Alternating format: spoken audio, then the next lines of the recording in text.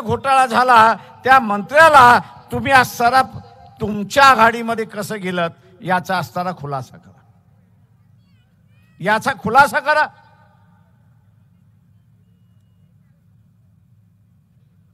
आज त्या वैनगंगेवरचा असणारा गोशीकूटचा प्रकल्प आहे, त्याच्यामध्ये झालेला असणारा हा घोटाळा. हा जर घोटाळा झाला नसता तर नुसती सिंचनाची सोय झाली नसती.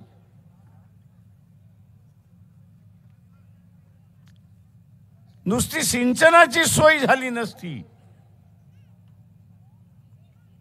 तर भंडारा गोंदियामध्ये जो भोई आणि दिवर समाज या ठिकाणी राहतो, या जलसंपदाच्या व्यवस्थेमध्ये त्याच्यात नव्याने सोसायट्या उभ्या राहिल्या असत्या. आज 300 सोसायट्या आहेत, 700 सोसायट्या उभ्या राहिल्या असत्या. हे मासेमारी करणाऱ्यांच्या सोसायट्या उभ्या राहिल्या असत्या. आणि या जिल्ह्याच्या व्यवस्थेला एक आर्थिक कायापालट झाली असती अशी परिस्थिती आहे. ही आर्थिक कायापालट झाली असती. एक दारिद्र्यामध्ये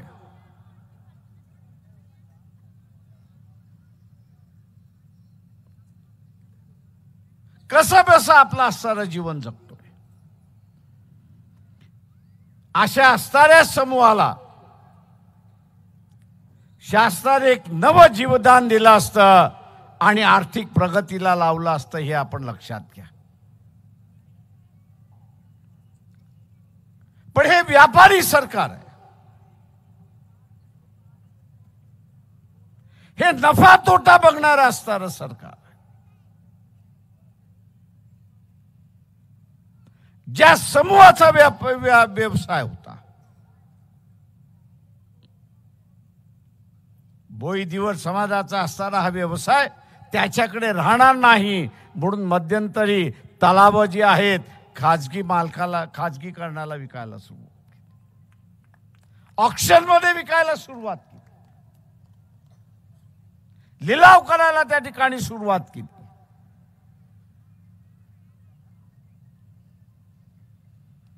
उद्याचा असणारा खासदार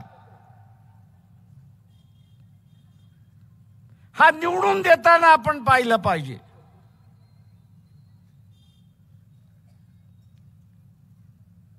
की या जिल्ह्यामधला मासेमारीचा व्यवसाय हा 1000 कोटीच्या घरापर्यंत जाऊ शकतो, हे आपण असताना लक्षात घ्या. 1000 कोटीचा व्यवसाय होऊ शकतो, त्याला फक्त आधुनिकतेची गरज आहे आणि त्या आधुनिकतेसाठी इथे मत्स्य व्यवसाय करणारी संस्था इन्स्टिट्यूशन उभी केली पाहिजे, हे आपण लक्षात घ्या. मित्रो,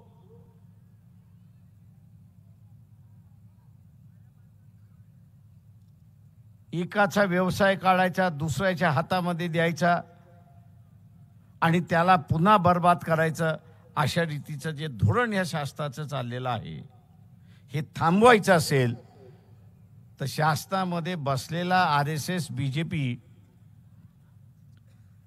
याला सत्तेवर उतरावं लागेल आणि त्याला आपण उतरल्याशिवाय या जिल्ह्याचा विकास होणार नाही, हे आपण असताना लक्षात घ्या. हा धानाचा इलाका आहे.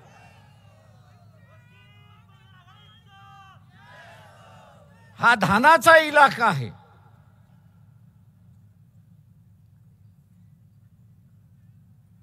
बाजूलाच तेलंगणा आहे.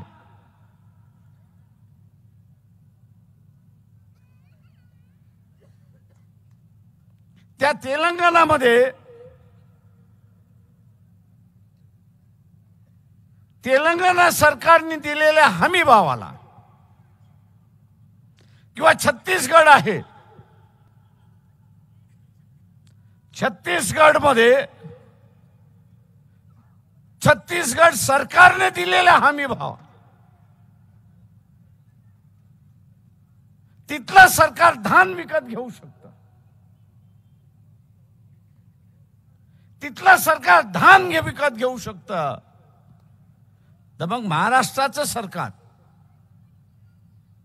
हा पूर्व विदर्भ आणि कोकण या दोन विभाग पुरतं धान जिथं पिकतं त्या छत्तीसगड आणि तेलंगणाचं धोरण का स्वीकारू शकत नाही? का स्वीकारू शकत नाही? त्यांना जर शक्य आहे तर महाराष्ट्राला का शक्य नाही? त्यांच्याकडे आर्थिक शहर नाही, मुंबई सारखं आर्थिक शहर नाही की जिथं खोऱ्यानं पैसा आहे.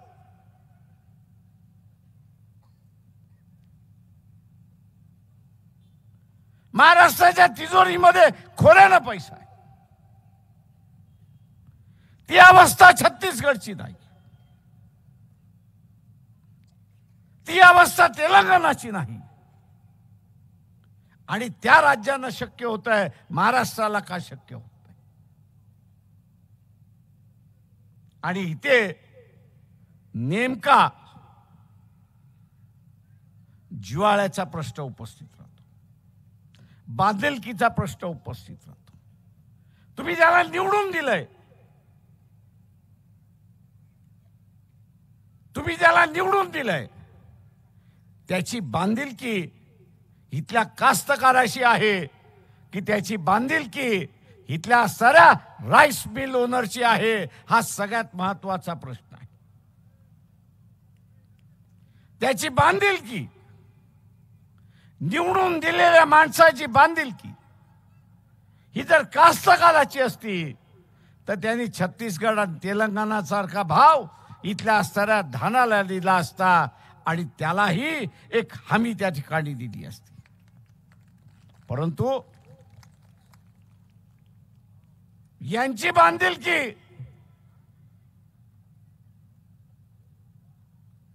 राईस मिलची मालकाची असल्यामुळे, राईस मिलच्या मालकाची असल्यामुळे धान स्वस्त कसा मिळेल, पडेल भावात कसा मिळेल, हीच धोरण त्या ठिकाणी चाललेलं आहे, हे लक्षात घ्या. मग ते काँग्रेसचं असेल किंवा भारतीय जनता पक्षाचं असेल, काँग्रेसचं असेल, भारतीय जनता पक्षाचं असेल, आम्ही सभागृहामध्ये आवाज उठवला, हा डिंडोरा फक्त पिटवायचा, पण मंत्रिमंडळामध्ये असताना हमी भावाचा कायदा करायचा नाही हे पाप कोणाला येऊन सांगायचं नाही. तो दिल्लीचा शेतकरी आजही आंदोलन करतोय, आजही रस्त्यावरती बसलेला आहे. त्याची मागणी काय आहे? त्याची मागणी हीच आहे की जे तेलंगणाला शक्य आहे, जे छत्तीसगडला शक्य आहे, त्या संदर्भातला कायदा करण्यात यावा. की तुम्ही असणारा कृषी आयोगामार्फत, तुम्ही असणारा कृषी आयोगामार्फत जे भाव जाहीर करताय, जे भाव जाहीर करताय, त्याच भावाने व्यापाऱ्याने विकत घेतला पाहिजे, त्याच भावामध्ये व्यापाऱ्याने विकत घेतला पाहिजे. हा कायदा करा. आणि व्यापारी त्या भावाने विकत घेत नसेल तर त्याच कायद्यामध्ये त्याला जेलमध्ये पाठवण्याची तरतूद त्या ठिकाणी करा.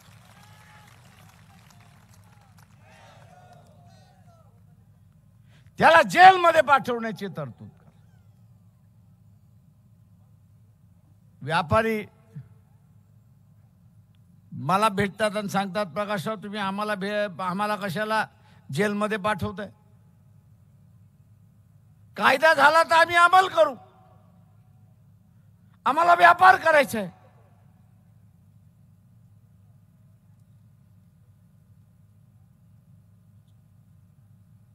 आम्हाला व्यापार करायचा आहे, आम्ही व्यापार करू. जो भाव असेल त्या भावामध्ये आम्ही विकत घेऊ. आणि मग इथल्या असणाऱ्या राज्यकर्त्याला आपण विचारलं पाहिजे की जर व्यापारी तयार असेल तर तुम्ही कायदा का करत नाही, याचा खुलासा पहिल्यांदा असताना करा. मित्रो, ज्याला निवडून तुम्ही दिलेला आहे त्याची बांधिलकी तुमच्याशी आहे, मतदाराशी आहे की इथल्या असणाऱ्या व्यापाऱ्याशी. त्या व्यापाऱ्याला मी म्हटलं,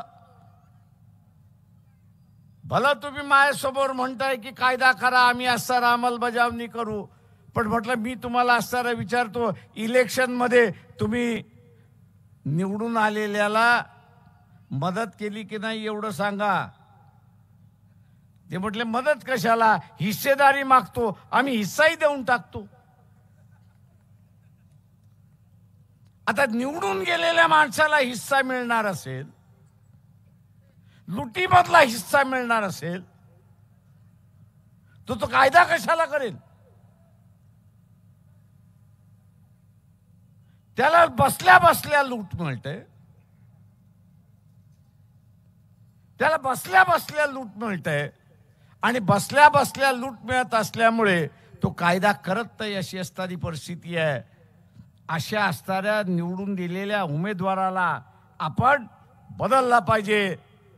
पाणी गढूळ झालेलं आहे, पिता येत नाही, त्यावेळेस ते पाणी आपण फेकून देतो. तसंच या आमदार खासदाराला आता फेकून देण्याची वेळ आलेली आहे.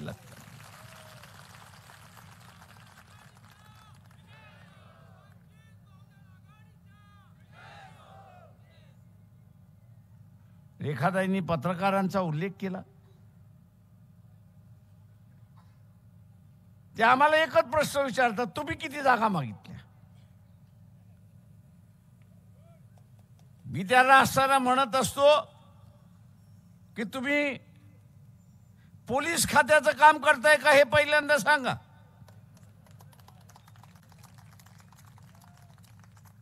की तुम्हाला कोणीतरी वकील पत्र दिलंय तेवढं तरी सांगा.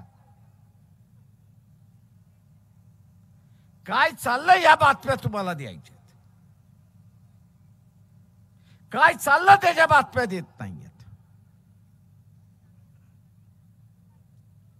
जे चाललंय ते मी आपल्याला सारं मांडतो. काँग्रेस आणि शिवसेना या दोघांमध्ये 10 जागांवरनं भांडणं चाललेली आहेत. शिवसेना, काँग्रेस आणि एनसीपी यांची 5 जागेंवरनं भांडणं चाललेली आहेत. म्हणजे 48 जागांपैकी 15 जागेंवरती यांची भांडणं चाललेली आहेत.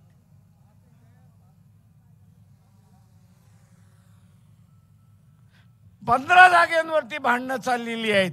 आणि दर दिवशी गेल्या 4 दिवस वर्तमानपत्र, टीव्ही सगळे चाललेले आहेत की वंचित बहुजन आघाडीने त्यांनी किती जागा मागितल्यात हेच कळत नाहीत. ते बाहेर पडणार आहेत की काय अशी चर्चा त्या ठिकाणी सुरुवात झाली.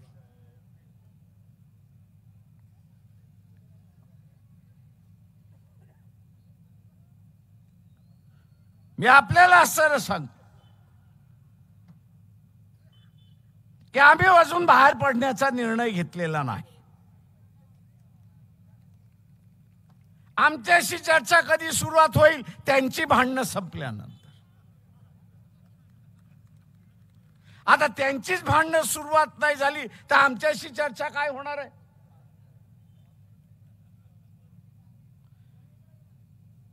जे 2.5 वर्ष चर्चा करू शकले नाहीत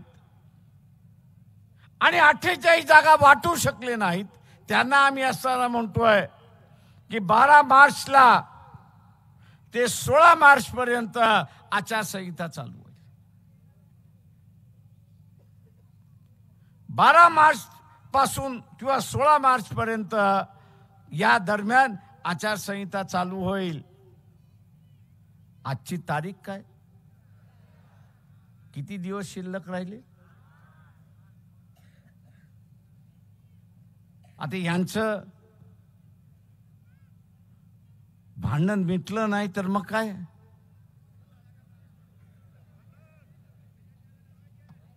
मी अपेक्षा करतोय की यांचं भांडण मिटेल आणि आमच्या बरोबर चर्चेला बसतील.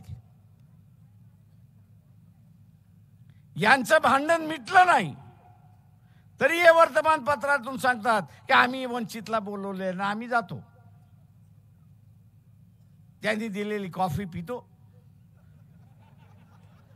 आणि आम्ही त्यांना विचारतो तुमचं भांडण संपलं का? ते म्हटलं नाही, पुढच्या मीटिंग मध्ये आपण बोलू. आम्ही म्हणतो पुढच्या मीटिंग मध्ये येतो.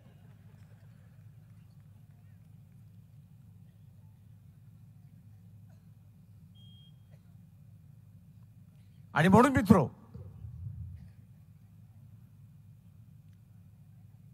आपला लढा हा असणारा मोदींच्या विरोधातला लढा आहे. आपला लढा हा RSSच्या विरोधातला आहे. आपला लढा हा असणारा BJPच्या विरोधात आहे. का?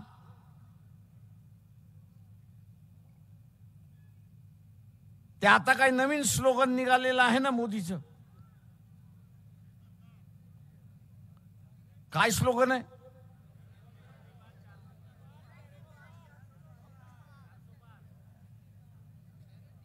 400 पार. अजून एक निघालेलं आहे. काय आहे? कसली गॅरंटी?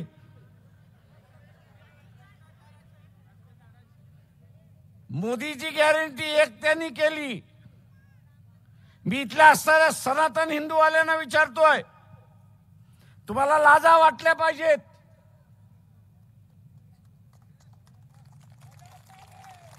सनातन हिंदूवाले जे आहेत त्यांना लाजा वाटल्या पाहिजेत की 1950 ते 2014 या 70 वर्षाच्या 74 वर्षाच्या कालावधीमध्ये या देशामधले फक्त 7,200 कुटुंब की ज्यांची मालमत्ता 50 कोटीच्या वरती आहे, अशानी नागरिकत्व सोडून परदेशात गेले. 7,200 कुटुंब. पण सनातन हिंदुत्ववाद्यांनो, तुमच्या कालावधीमध्ये 2014 पासून ते 2024 पर्यंत, हे माझे आकडे नाही आहेत, या सरकारने राज्यसभेमध्ये दिलेले आकडे आहेत. इथला खासदार जो आहे त्याला आवाहन करतो, हे खोटे आहेत म्हणून त्यांनी उद्याचं स्टेटमेंट काढावं. सरकारच म्हणतंय की ज्यांची संपत्ती 50 कोटी आणि त्याच्या वरती आहे, ज्यांची संपत्ती 50 कोटी आणि त्याच्या वरती आहे, असे 24 लाख कुटुंब, असे 24 लाख कुटुंब की जे हिंदू आहेत, या देशाचं नागरिकत्व सोडलं आणि परदेशाचं नागरिकत्व गेलं, अशी असणारी परिस्थिती आहे. सनातनवादन तुम्ही म्हणताय की हे हिंदूंचं सरकार आहे, आणि मग या हिंदूंच्या सरकारमध्ये 24 लाख हिंदू कुटुंब 2014 ते 2024 या कालावधीमध्ये नागरिकत्व सोडून बाहेर निघून गेले, अशी असणारी परिस्थिती.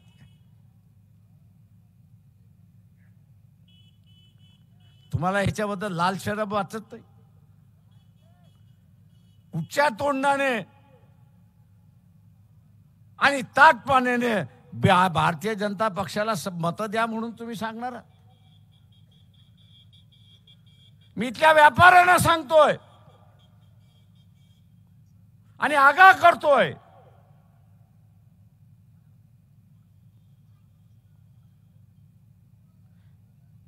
तुम्ही आता पैसेही देताय मतही देताय. तुम्ही या भारतीय जनता पक्षाच्या RSSच्या सरकारला पैसे देताय मत देताय. इलेक्शन होऊ जाऊ द्या, पुन्हा हे सरकार येऊ द्या, तुमच्या दारी ईडी आल्याशिवाय राहणार नाही हे लक्षात घ्या.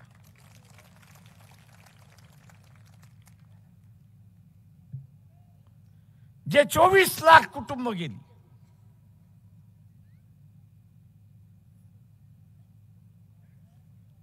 जे 24 लाख कुटुंबाने नागरिकत्व सोडलं आणि बाहेर गेले, त्याचं कारण ते म्हटले आमच्या बापदाद्याची इज्जत आम्हाला मातीमध्ये मिळवायची नाही.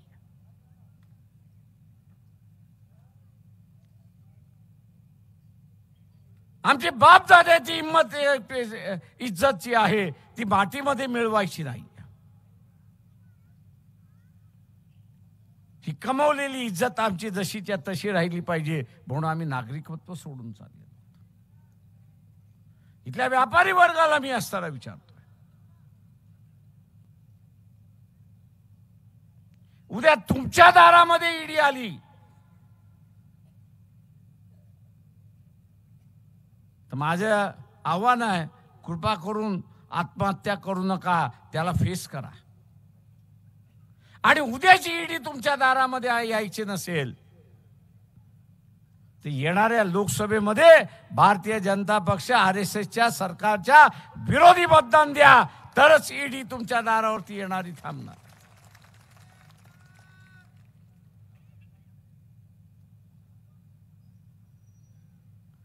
गेल्या 10 वर्षाच्या कालावधीमध्ये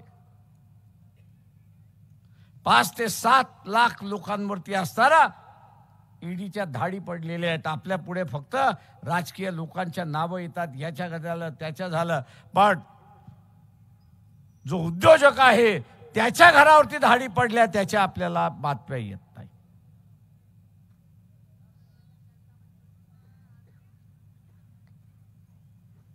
मी भारतीय जनता पक्षात नरेंद्र मोदी यांना असताना विचारतो, 10 वर्षाच्या कालावधीमध्ये तुम्ही जेवढ्या धाडी घातल्या त्याच्यापैकी एकाला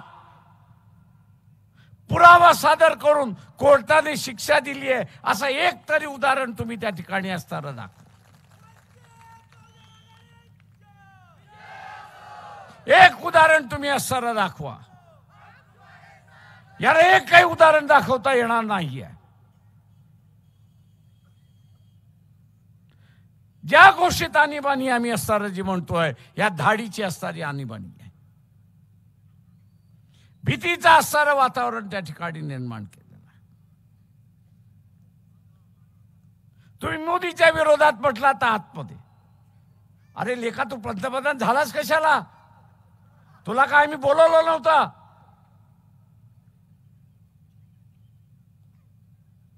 तू या देशाचा मालक नाही आहेस. निवडून गेलेला प्रत्येक माणूस हा या मतदाराचा नोकर आहे, हे असताना लक्षात घ्या. आम्ही तुम्हाला राज्य करायला दिलेलं आहे, देश विकायला दिलेला नाहीये. धाडी घालायची असतील घालायचा अधिकार दिलेला आहे, पण काढल्यानंतर त्याला आतमध्ये घालण्याचा सुद्धा अधिकार आहे. त्याचं नाव आणि त्याचं प्रेस्टीज संपवण्यासाठी तुम्हाला अधिकार त्या ठिकाणी दिलेला नाही. मित्रो, आणि ह्याच्या कारवाईच्या विरोधात तुम्ही बोललात तर मोदीच्या विरोधात बोललात म्हणून तुम्हाला जेल. मी एका सभेमध्ये असताना म्हटलं, पोलीसवाल्यांनो याद राखा,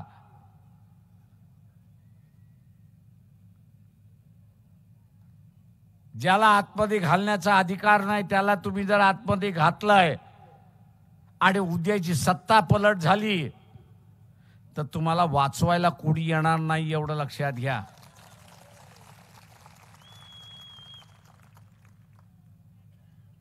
कारण का सुप्रीम कोर्टाने म्हटले, तुम्हाला जर असणाऱ्या सत्ताधाऱ्याने,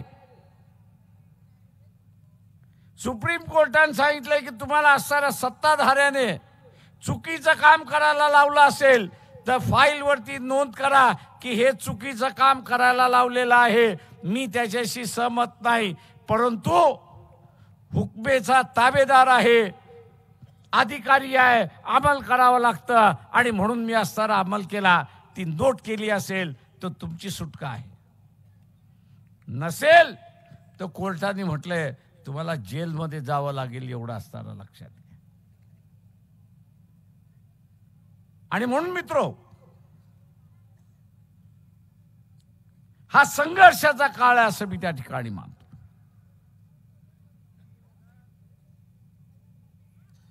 मोदी हा असणारा रिंग मास्टर आहे. त्याला असं वाटलं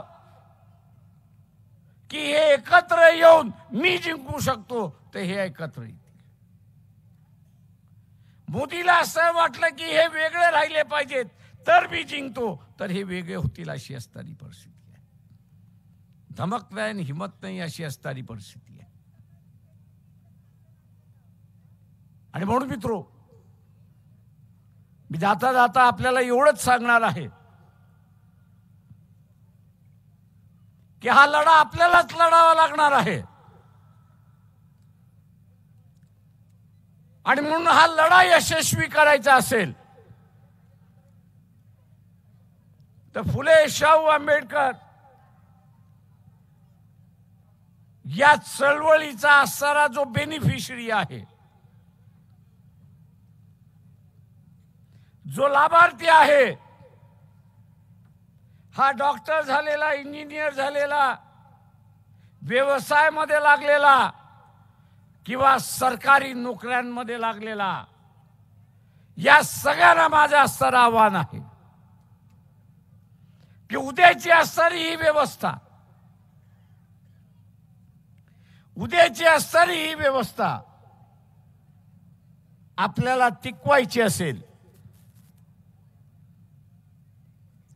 ज्या स्वातंत्र्यामध्ये आपण जगलो ती उद्याची पिढी जगली पाहिजे असं जर आपल्याला वाटत असेल तर आपल्या खिशाला पहिल्यांदा चाट द्या. ज्यांनी पक्षाला डोनेशन दिलं त्या सगळ्यांचं मी सारं जाहीर आभार या ठिकाणी मानतो. जाहीर आव्हान या ठिकाणी मानतो.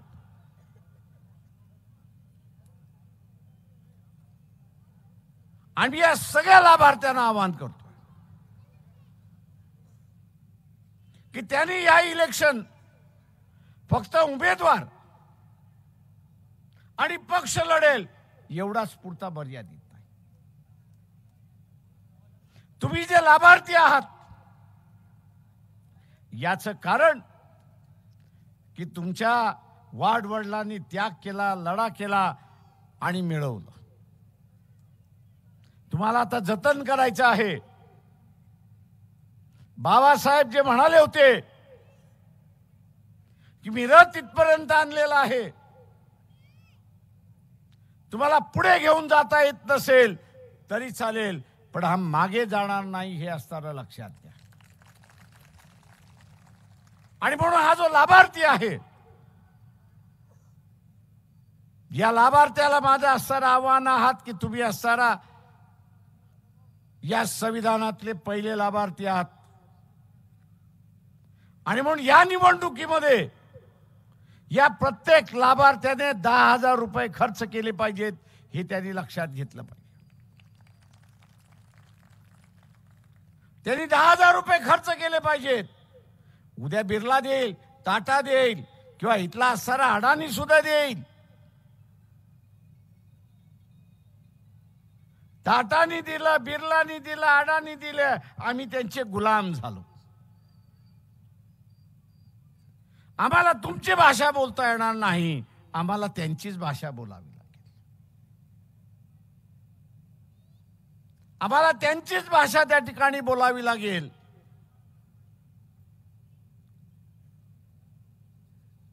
आणि ते होऊ द्यायचं नसेल, ते होऊ द्यायचं नसेल तर ह्या लाभार्थ्याने आपल्या खिशातले 10,000 रुपये खर्च केले पाहिजेत, इलेक्शनच्या दरम्यान खर्च केले पाहिजेत. आणि निलेश विश्वकर्मा यांनी सांगितल्याप्रमाणे की एकास 5, प्रत्येक फुले शाहू आंबेडकरी मतदार जो आहे,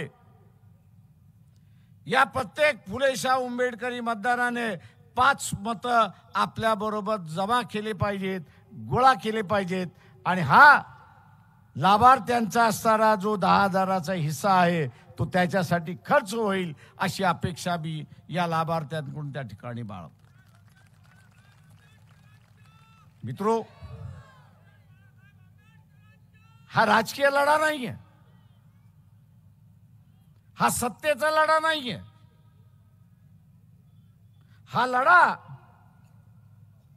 उद्याच्या पिढीचा अधिकार शाबूत ठेवण्याचा लढा आहे.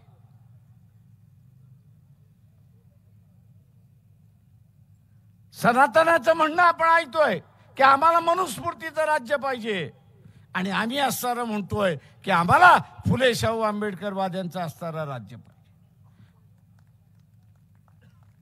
लढ्याच्या दिशा निश्चित झालेल्या आहेत. सनातन आणि RSS BJP यांना मनुवाद आणायचा आहे आणि आपल्याला फुले शाहू आंबेडकरवाद हा टिकवायचा आहे.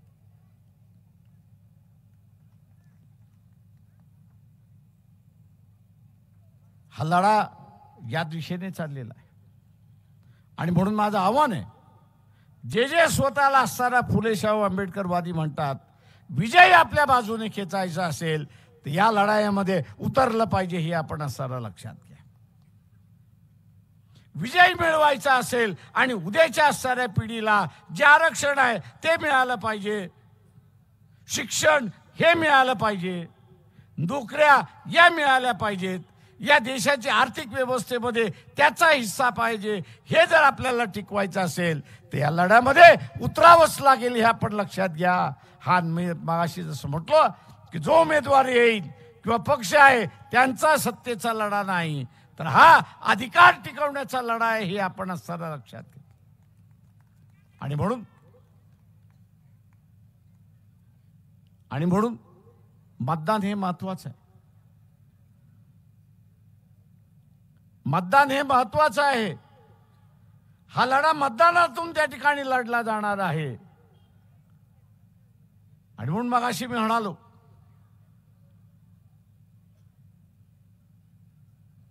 की आम्ही सगळेजण एकत्र लढला ह्याच्यासाठी प्रयत्न करणार, शेवटपर्यंत प्रयत्न करणार, शेवटपर्यंत आम्ही असायला प्रयत्न करणार आहोत. पण ते शक्य झालं नाही तर मायूस व्हायचं नाहीये.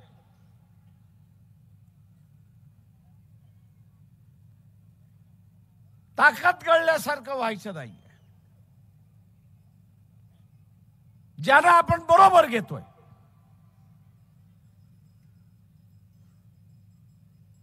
काही जणांना बीजेपीने हाकललंय म्हणून ते वेगळे गेलेले आहेत, काही जणांना जेलमध्ये जायची भीती आहे म्हणून ते आपल्या बरोबर आहेत. त्यांचा अजेंडा त्यांच्याकडे, आपला अजेंडा आपल्याकडे आहे. या दोन्ही अजेंड्यांमधले एक गोष्ट कॉमन आहे, समान आहे, आणि ती म्हणजे त्यांनाही भारतीय जनता पक्ष RSSचं सरकार नको आहे आणि आपल्यालाही भारतीय जनता पक्ष RSSचं सरकार नको आहे. हा समान मुद्दा असल्यामुळे आपण असं एकत्र येतो. युती व्हावी म्हणून आपण असं म्हणतो, युती व्हावी म्हणून आपण असा प्रयत्न करतो आणि शेवटपर्यंत आपण प्रयत्न करणार. नाही झाली तरी हा लढा आपल्याला लढावा आणि तो लढायला आपण सज्ज राहा. हा लढा लढायला आपण सज्ज राहा. व्यापारी काय म्हणतोय मला माहिती आहे,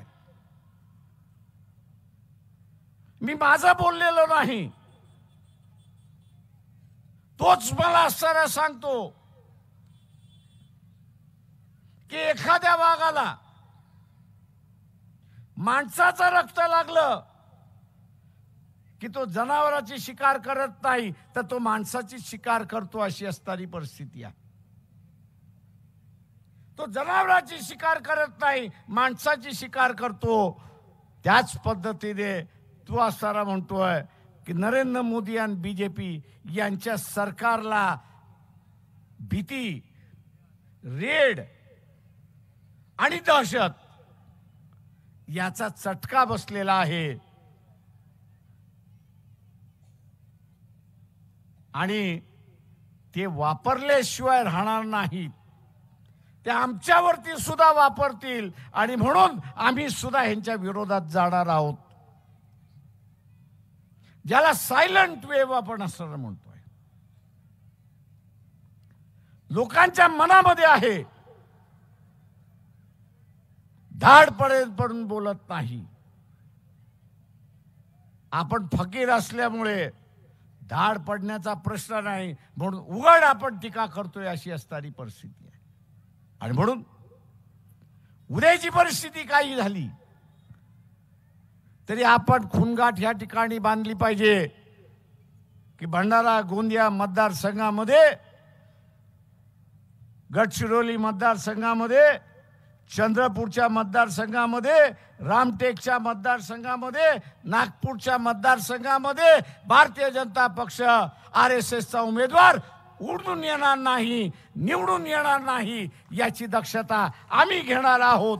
ही भूमिका आपण त्या ठिकाणी घेतली पाहिजे. ती आपण भूमिका या निवडणुकीमध्ये अदा कराल ही अपेक्षा बाळगतो आणि आपली सगळ्यांची रजा घेतो. जय भीम, जय सेवा. देश विदेशातील प्रत्येक घडामोडींचे लाईव्ह अपडेट मिळवण्यासाठी आता साम टीव्हीच्या सर्व सोशल मीडिया प्लॅटफॉर्मला लाईक, फॉलो आणि सबस्क्राईब करा. तसंच सर्व नोटिफिकेशनसाठी बेल आयकॉन प्रेस करायला विसरू नका.